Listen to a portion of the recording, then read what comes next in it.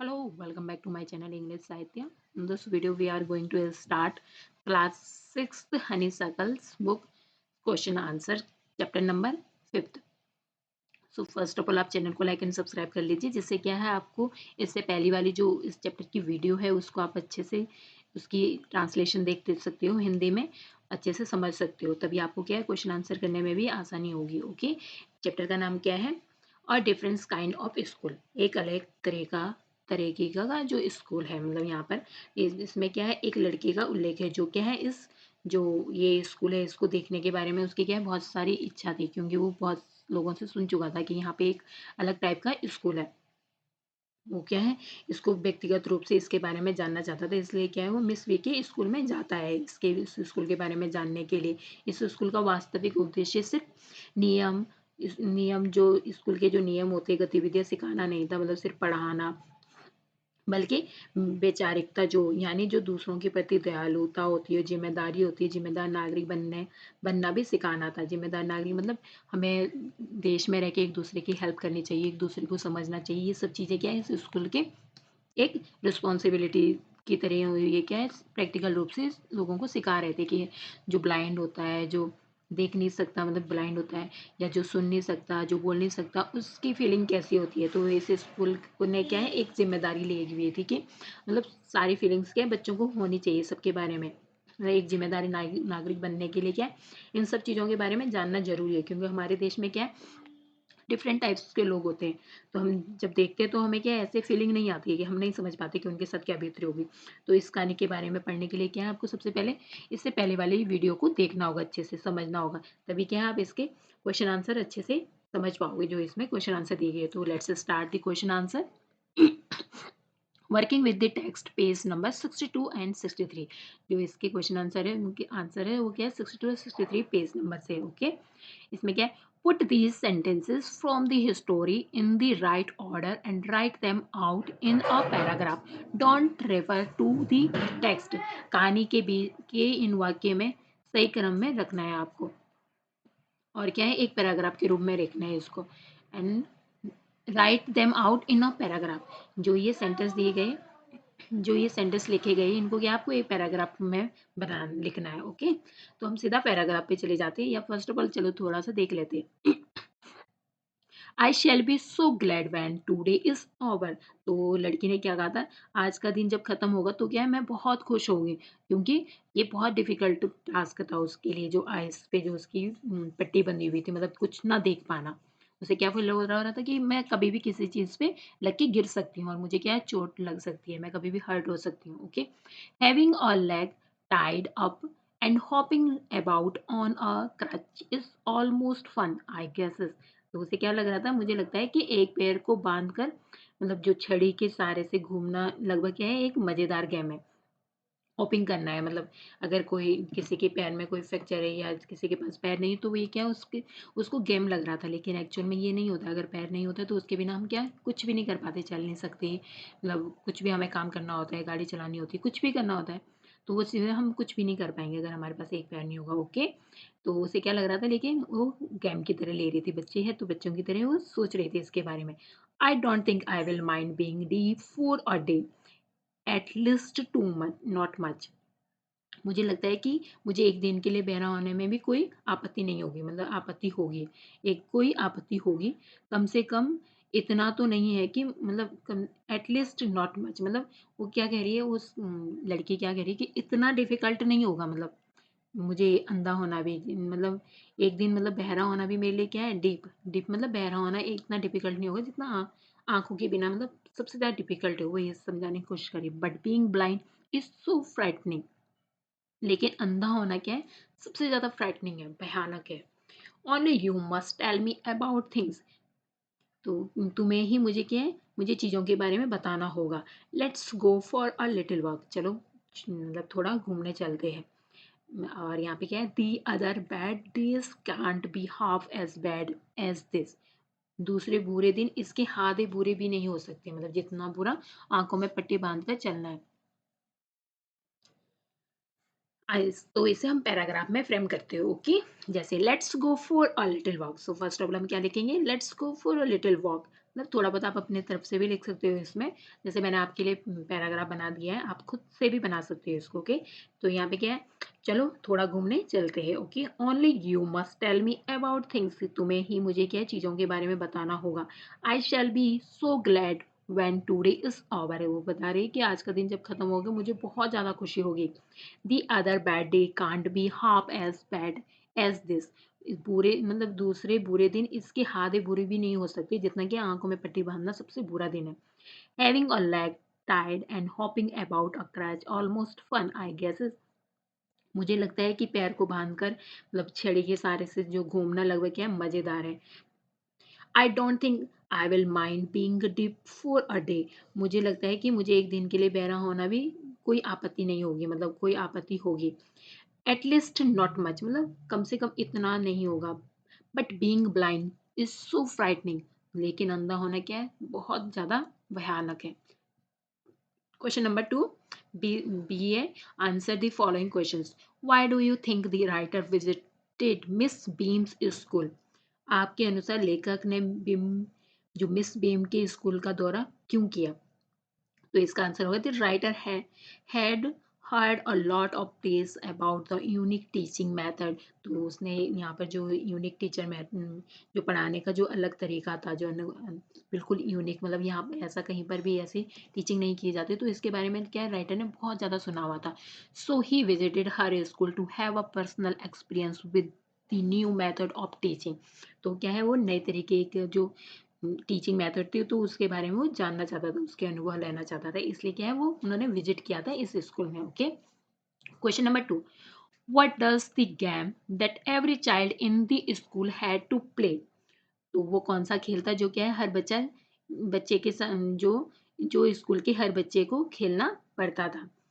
तो कौन सा गेम था, the Miss Beam's school every child had to play the role being blind, तो उन्हें क्या रोल करना पड़ता था, मतलब प्रत्येक बच्चे को एक दिन क्या है ब्लाइंड अंधा होने का, फिर डीप होने का, एंड फिर म्यूट होने का, इंजर्ड होने का, और लैम्प फॉर पर्टिकुलर डे, मतलब पूरे डे, मतलब उनका मतलब एक एक दिन आता था कि एक दिन डीप रहना है, एक दिन ब्लाइंड रहना है, एक दिन म्यूट रहना है, एक दिन इंजर्ड रहना है, इंजर्ड रहना होगा बच्चे को, मतलब वैसी एक्टिंग करनी होगी कि तुम ऐसे ही हो, और कोई बिना चीटिंग किए क्या है ये सारे बच्चे अपने अपने गेम को अच्छे से खेलते भी थे, अपने रोल को प्ले करते थे, ये क्या एक रोल की तरह ही प्ले करते थे।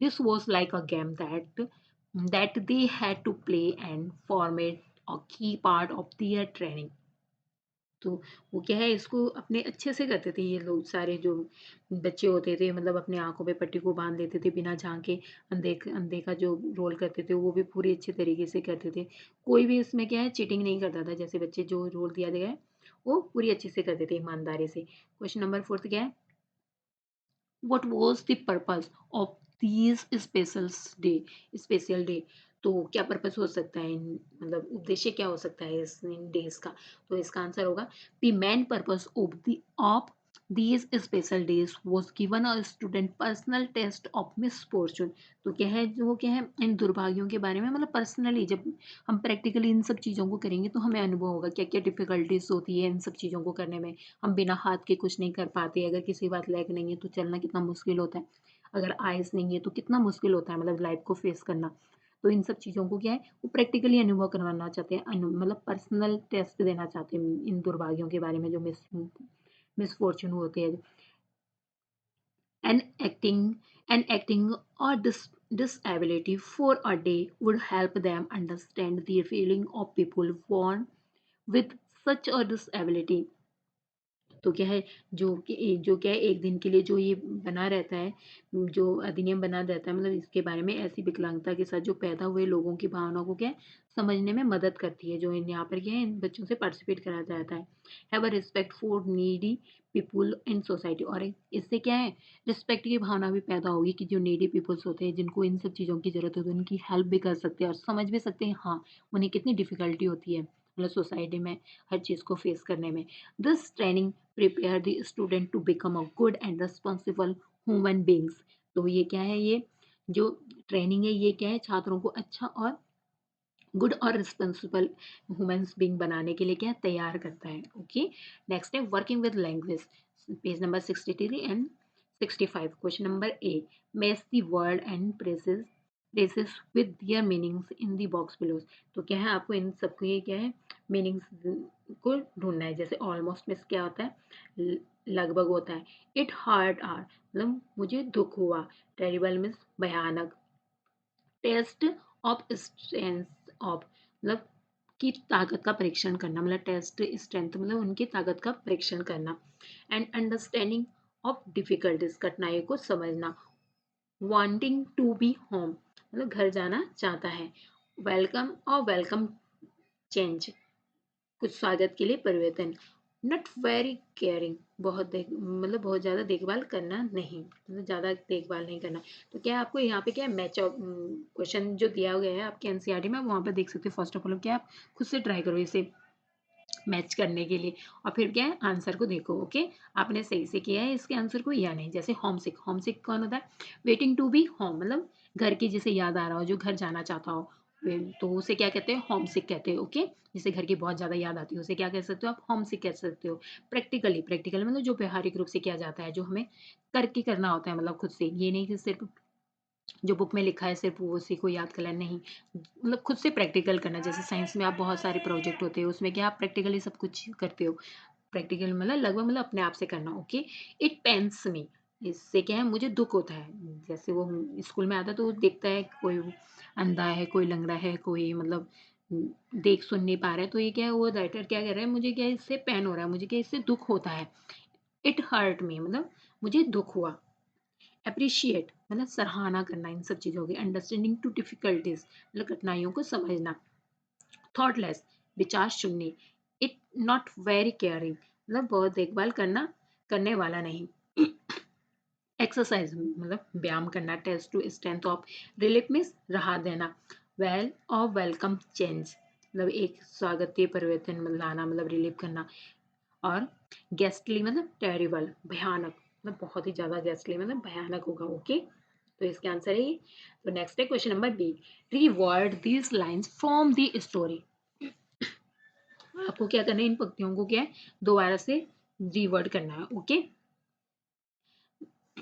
जैसे फर्स्ट है, I heard I had heard a great deal about miss Beam's school.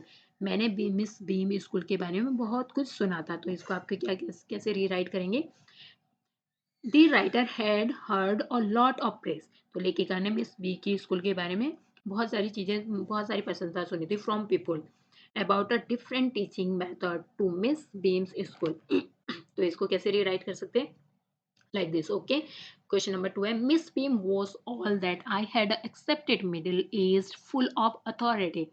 तो यहाँ पे क्या है, मिस बीम वो सब थी जिसमें जिसकी क्या है मैंने अपेक्षा की थी। जैसे वो क्या थी, मिडिल एज की थी और फुल ऑफ अथॉरिटी मतलब अधिकार से फुलफिल थी, मतलब अपने अधिकार को क्या वो सही से यूज कर रही थी, अपने स्कूल को मतलब अच्छे से चला रही थी। तो इसको रीराइट कैसे करेंगे, the writer found Miss Beam to be a middle-aged woman full of authority. Okay. Question number 3 क्या है? I went to the window which overlooked a large garden.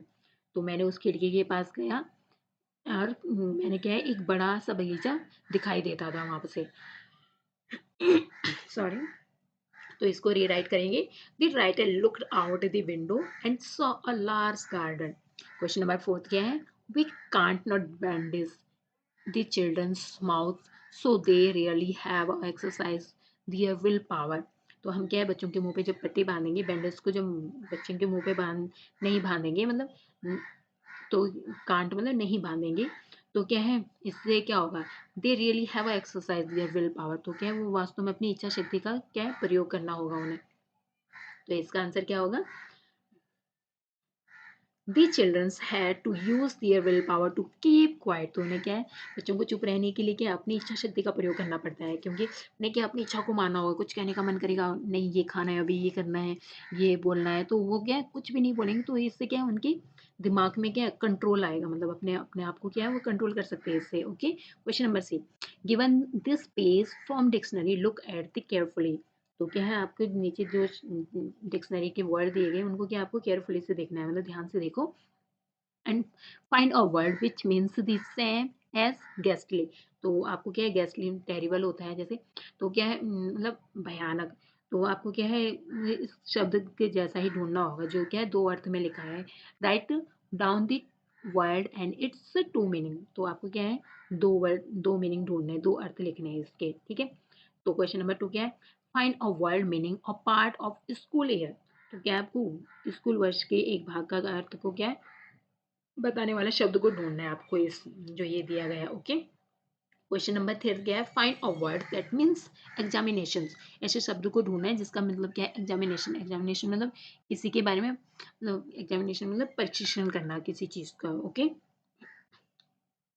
तो आप ये क्या है खुद से अच्छे से रीड कर लेना फर्स्ट ऑफ ऑल, और मैं सीधा इसका आंसर बता देती हूँ क्योंकि इससे क्या है वीडियो बहुत लंबी हो जाती है, ओके? आप इसे खुद से आंसर जैसे यहाँ पे क्या है फर्स्ट का आंसर क्या है गेस्टली। गेस्टली क्या है फर्स्ट क्या है हमने इससे पहले भी देखा गेस्टली मीन्स क्या होता है टेरिबल होता है। काउस फेयर या वेरी बैड, ओके? तो आप यहाँ पे क्या है ये टेरिबल वगैरह ये क्या है आप देख सकते हो causing fear we saw a terrible, okay? जैसे आप पैराग्राफ में खुद से देख सकते हो। क्वेश्चन नंबर 2 का क्या है टर्म। टर्म का क्या है मतलब जो अवधि होती है और फिक्स लेंथ मतलब एक निश्चित समय या लंबाई ऑफ टाइम और पार्ट ऑफ स्कूल ईयर। जैसे एक स्कूल का क्या है एक वर्ष का होता है, एक वर्ष में क्या है रिपोर्ट कार्ड बनता है, एक वर्ष के लिए एक क्लास होती है जैसे। और टेस्ट क्या है to look at somethings to see it is correct or will work properly to ask someone questions। तो ठीक से मतलब काम काम करेगी या किसी से प्रश्न पूछना ये क्या है विल वर्क प्रॉपरली मतलब ठीक से काम करेगी। परीक्षण वगैरह जो टेस्ट होता है टेस्ट में क्या होता है परीक्षण करना होता है, ओके? तो आप इसे खुद से अच्छे से पढ़ लेना। Question number 2 now make list of. तो क्या आपको इनकी सूची बनानी है, ओके? जैसे all the word on the page plus any more than you can think and that begin with with। तो आपको क्या है इस बेस्ट पर जो सभी शब्द दिए गए जो साथ ही और जो कुछ आप सोच सकते हो मतलब जो कुछ यू कैन थिंक ऑफ। तो क्या है आपको टेर से क्या है शुरू करना है आपको टी ई जैसे टेरिबल वगैरह जो इनसे क्या है आपको शुरू करना है। 5 words that may follow the last word on the page that.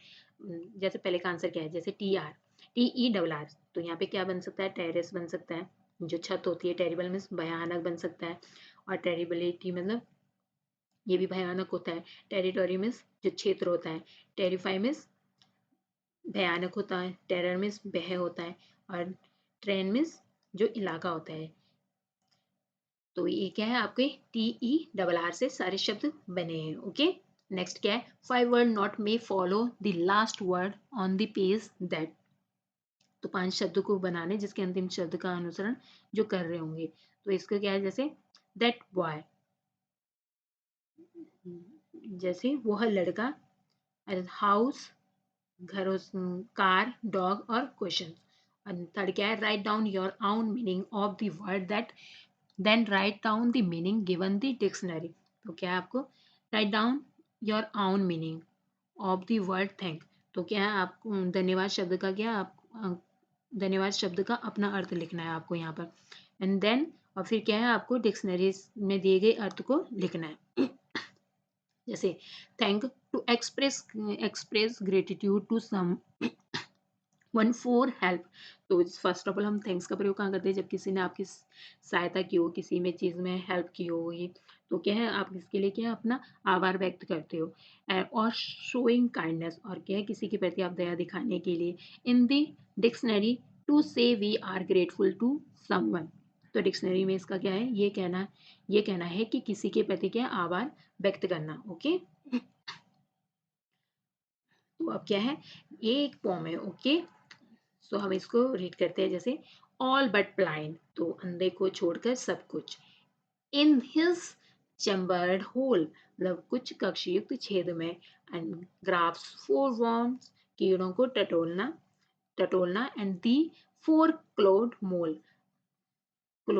मोल मतलब कुछ फोर क्लोव मतलब 4 पंजे वाले जो तिल होते हैं उनको। And all all but blind मतलब ऑल सभी जो अंधों को छोड़कर सब कुछ। इन द इवनिंग स्काई शाम के आसमान में दी होल्ड बट मतलब शाम के जो in the evening sky the hooded boat the hooded bat और टर्ल्स टिवर्स सॉफ्टली बाय। और क्या है, धीरे धीरे से क्या घूमना, ऑल बट ब्लाइंड मतलब अंधों को छोड़कर सब कुछ। In the burning day, in the burning day मतलब बर्निंग जलते हुए दिन में, दी बार्न आउल ब्लंडर्स जो उल्लू का क्या भूल करता है, एंड वन हर वे मतलब उसके रास्ते में, एंड ब्लाइंड एज आर वैसे ही अर्थ में, these three to me so blind to someone's I must be. तो ये क्या है, ये मेरे लिए ये तीन है तो किसी के लिए अंधा है, तो किसी के लिए क्या है ये, सो ब्लाइंड टू समवन मतलब किसी के लिए क्या है, ये अंधा है, मैं इसे करूंगा, आई मस्ट बी। तो it's written by Walter de la Mare के द्वारा लिखी गई है ये। ओके तो इसको क्या है, आपको पोम को केयरफुली पढ़ना है। Okay speaking and writing. अब आपको क्या है, इसमें स्पीकिंग करनी है और राइटिंग करनी है। Make a short list think you find difficult to do, for example turning a somersault. तो क्या है, आपको कालाबाजी घुमा मतलब ये टर्निंग और समर सॉल्ट करना है आपको। ओके जैसे एंड थ्रेडिंग और निडल, और क्या है आपको सुई में धागा डालना है। ओके ये क्या है, आपको खुद से करना है। मतलब इसके compare your list with the other in the class, can you explain why you find these things difficult to do. तो क्या आपको कक्षा की दूसरी सूची भी तैयार करनी है, जो अपनी सूची की तुलना में क्या आपको क्या बताना है आपको, क्या आप बता सकते हैं कि आपको काम करना कठिन क्यों लगता है, मतलब ये सब चीज़ें। तो ये क्या है, ये एक्टिविटी आपको क्या है खुद से करनी है। Okay question number B, look at your hands carefully. आप अपने हाथों को ध्यान से देखें। Write down for each finger and actions for which that finger is the particularly important। तो क्या है, आपको प्रत्येक उंगलियों के लिए क्या है एक क्रिया लिखें जिसके क्या है उंगलियों के विशेष इसकी विशेष इंपॉर्टेंस को बताना है आपको। फॉर एग्जाम्पल उदाहरण के लिए, दिस सेकेंड और index finger help the hold the knife and down firmly when cutting. तो आपकी जो सेकंड फिंगर होती है इंडेक्स फिंगर वो क्या है काटते समय चाकू को क्या मजबूत से पकड़ने में मदद करती है। तो ऐसी और चीज़ें क्या क्या कर सकती है, जैसे थंब। तो इसका आंसर क्या होगा, जैसे इसका आंसर करते हैं हम thumb. It help to holding of pen और पेंसिल वाइल राइटिंग। तो जो थंब होता है वो क्या है पेन को और पेंसिल को क्या है होल्डिंग करता है। सेकंड फिंगर जो इंडेक्स है it help to holding a knife, और ये कटिंग वेजिटेबल्स वगैरह में मदद करता है। हमारी थर्ड फिंगर जो मिडिल फिंगर है इट हेल्प स्केचिंग और holding of paint brush while painting. तो ये क्या है जो पेंटिंग करते हैं तो स्केचिंग और पेंट ब्रश को पकड़ने में हमारी मदद करती है। फोर्थ फिंगर रिंग फिंगर होती है जो it is use for footing putting a ring on the finger and support other finger to. इसका उपयोग होता है उंगली को अंगूठी डालने के लिए किया जाता है, और अन्य में क्या है जो दूसरी जो फिंगर होती है उनकी क्या है ये हेल्प करती है। जो फिफ्थ फिंगर है जो लिटिल फिंगर है या पिंकी फिंगर बोला जाता है इसे। तो ये क्या है it helps to supporting other finger and making of fist.